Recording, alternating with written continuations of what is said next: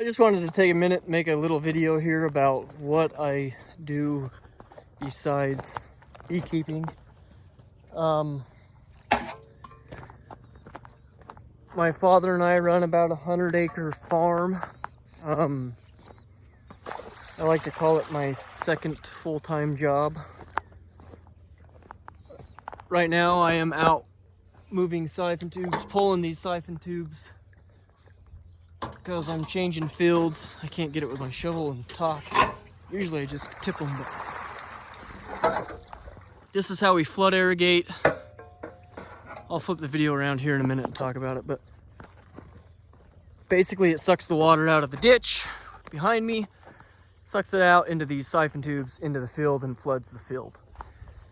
We don't rely on rain because it hasn't rained in probably 2.5 months more or here.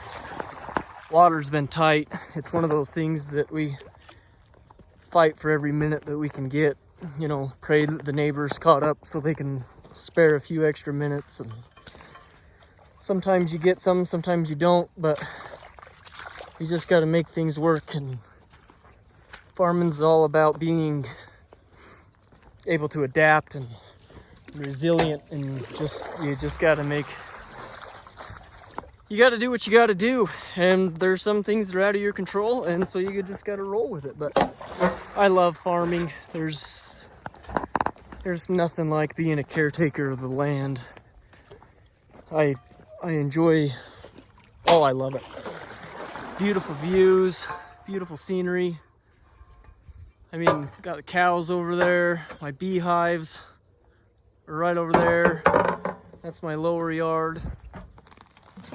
It's just a wonderful lifestyle. I'm so blessed and so lucky to be able to raise my kids on the farm and grow up on it the way I did. I took it for granted for a long time. I really did. I didn't realize quite what we had. You know, there was a time in my life when I was a younger kid and thought, I'm gonna go be a big bad army guy. You know, I served in the military, and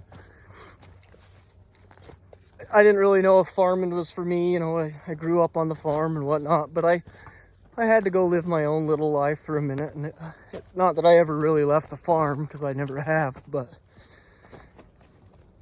one day I just realized how much of a blessing it is, and it's just it's not much, but such a wonderful opportunity to take care of the land and be able to, it gives the freedoms that we can do, you know, the stuff I can do on the farm versus being in a city is just amazing. My kids can go out on a four-wheeler and disappear for the day and go swim in the river or come down and catch frogs. And I mean, this is their playground, and it's phenomenal. You can't beat it.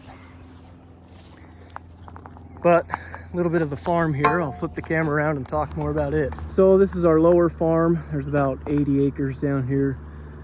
Those trees right there is about the borderline, all the way down to those trees. And then there's a couple fence lines that kind of divide this little section here. But irrigating, I pulled this head gate. It comes through. I got to start the next field here. So the canal that this comes from is way, way, way over there. It comes all the way down. It takes about 2 hours for the water to get down here, but hard to get water down this far. You get ditches that are washed out and lots of weeds, and it's, you know, cows can tromp some of the ditches, so it leaks a little bit. But you know, it's just one of those things that you can't really prevent. We actually are gonna try to put all this in pipe so we can irrigate with risers, but we will see if that works. So this is one of our grass fields that's still got a little bit of alfalfa in it. Those aren't weeds, which is good because the bees are working this stuff, because we want the alfalfa or the grass to be a little taller before we cut it, which gives the alfalfa a chance to bloom. So you can see that pasture over there is, you know, that obviously hasn't seen rain or moisture in a while. You can tell what has seen moisture down here and what hasn't. But again, this is flood irrigated, so it it does get some, but the places that don't, man, it's dry and it's hot. Beautiful sunset tonight. Just love being out here on the farm. The smells, the sounds, the bugs, everything. Really can't take it, you know. Gotta enjoy everything except for them. Oh, I hate mosquitoes. I usually try to wear long sleeves when I come down here to keep the bugs off my skin, but yeah, this is just a little bit here about the farm and irrigating. I wear my fancy water boots. I get to play in the water, and I'll show starting some siphon tubes here in a minute. I don't have my stand, but I'm sure I can set them on the ground and set my camera on the ground and throw some of these siphon tubes, show you how they kind of work. For those who hasn't seen irrigation flooding, you know, people in places like, you know, Alabama, where it rains all the time, get all that rain, they go a week and they're like, oh, it's so dry here. Just kidding. Just giving you guys some little bit of talk. But anyways, yeah, I'll have to show a little bit more of the farm. Maybe, I don't know if you guys want to see kind of some of that stuff. I'd be willing to. If not, you know, kind of want to show what you guys were wanting to see. So we'll try it out, see what it looks like. But this is the Barker farm. And those are the Barker's bees. One of the yards right over there. Beautiful place. Love where I live. This is called what we call a wet stick. I think it's wet steak. Maybe it's wet steak. But this thing is sweet. It's not foolproof, and it sometimes, you know, if you put, what it does is it lets you know in the water. So I was just up here on that ditch. When I start those siphon tubes, the water will flood down here, and once it comes down here and makes contact with this, there's a screw on there and a screw under here that you can't really see. But once water goes through that, it connects it, and you can either have this send you a text or it will call your phone. Either way. I have it on the text mode because I can put my text on reminder and it will wake me up in the middle of the night.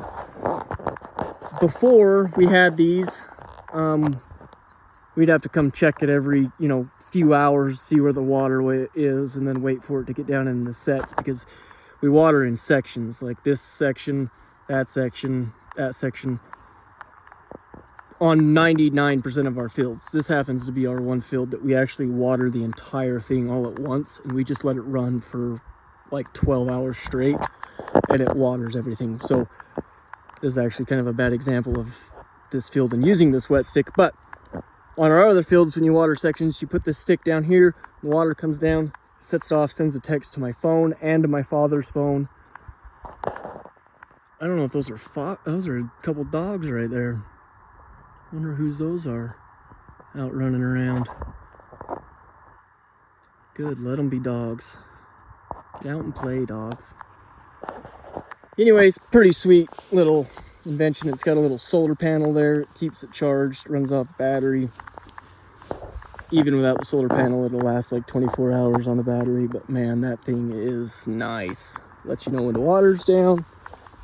Like I said, not always 100% reliable. Sometimes you put it on a high patch and the water, you know, for some reason goes right there and doesn't touch that, and then you can flood stuff out. But we've been doing it long enough. We have a fairly good idea of how long it takes to water these fields. So if it hasn't gone off by then, you know, we usually get a little bit suspicious and we're like, we should probably go check the field. I keep a clear pair of safety glasses on my four-wheeler or my motorcycle at all times for when the bugs are super thick. I can put them on and not, you know, get a bunch of bugs in my eyes. I always keep a shovel with me. You never go watering without a shovel, because as soon as you do it, you'll be fixing a ditch with your hands. Ask me how I know. So you always take a shovel. If you take a shovel, you won't ever have problems. If you don't take a shovel, just plan on having problems. One of those things in nature that it just happens. You know, like when you have a gun, you don't see the critters. When you don't have a gun, you see all the critters. It's just what happens. So anyways, on to start some siphon tubes. The ditch should be full by now. So now my ditch is getting good and backed up. These tubes are about ready to prime and start. Cows are coming over to say hello. Hi, cows. My stick that I just set with my wet stake is way down there. So it'll flood out of here, flood down, hit that sensor and let us know. But how you start one of these, see if I can find one that's got a decent enough sock on it that I can start while I video. If not, I'm going to have to stick my phone somewhere. So fill it up, put it in, wait till the water comes out, and you pour really fast, and it sucks it out. Sucks it from there, out the tube. As you can see, it puts a fairly good flow out. These are 4-inch siphon tubes. We run 4-inch and 6-inch. 6 inches are pretty heavy. I mean, it's a lot of water on a 6-inch. They're pretty big. Kind of hard to tell in picture, but you fill a 6-inch tube that full of water trying to pull it out on a muddy bank when it's raining. Because when I come back to change these or whatever, this ditch bank ain't gonna be so dry. I mean, it stays somewhat dry, but it gets a lot more slick. Then you gotta pick the tubes up, carry them to the next section, so on. It's kind of a pain in the butt, but it is what it is. It's good work, good honest work. Keeps me young. See if this one will let me start it. Some I have to use 2 hands to start. These ones I'm getting lucky through the video.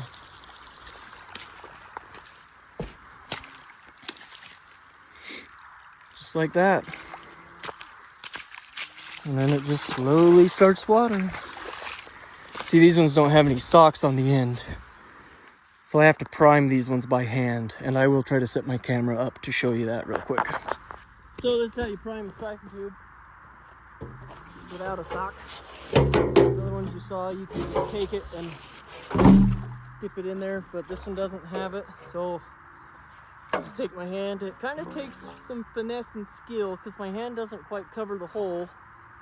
You just got to keep your hand nice and relaxed and let it do it. But yeah, just go like this. Wait till it comes out. And it better keep running for the video, but it's not going to. I didn't get a very good suction. Trying to show off. There we go. That one's better. This one has a sock, but it ripped. That was a good suction. And this one quit. I promise, I'm a better farmer than this. And then they suck just like the other ones. So we'll go start the rest of them. Well, they're all started and primed. There's these 3 down here, and then my bike's way back there, you can see. Like I said, this happens to be the one field that we actually water all at once. So it's kind of nice, but it just takes a long time. This part's washed out, and that's washed out on purpose. That's what waters this section right here.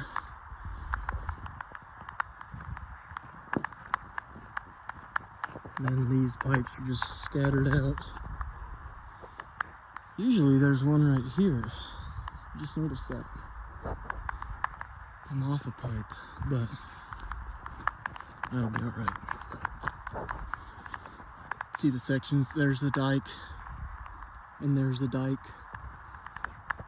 Some people call them checks, or whatever. I mean, we call them dikes. That's just what we call them. So many names for them.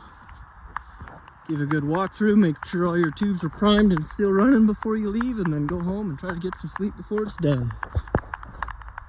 Anyways, thanks for watching some farming. videos. Let me know what you think. If you want to see more of the farm, let me know. I can show you, tie it in with the bees. This is a beekeeping page, and I intend it to stay that way. I don't want to get on a whole different farming. That could be a whole separate video. It's, you know, tangent itself. But I don't see why it wouldn't hurt to post a couple farm videos once in a while. So thanks everybody for watching, and let me know what you think. Like, subscribe, and leave the comments below.